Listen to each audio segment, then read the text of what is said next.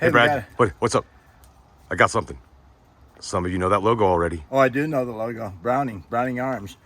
They're actually right over there within 2 blocks of the guy, Dennis Hancock, that invented all the sharpeners.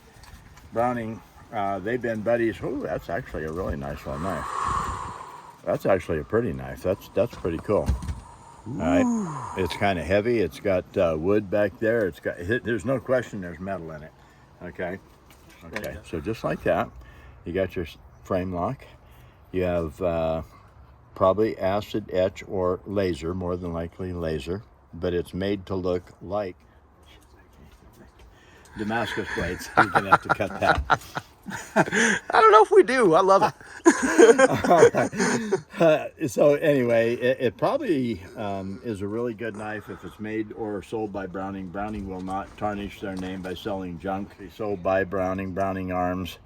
And pretty good little knife, probably boxes, paper, string, tape. You could actually skin an animal with that. You could peel some wood off for your fires, for fire starter and everything. If you need to make an arrow, a spear point or something.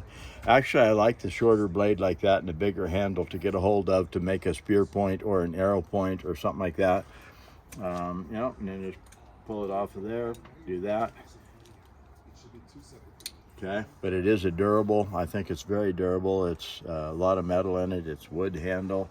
The good screws, rivets. All right, I don't think the scales are going to come off or anything.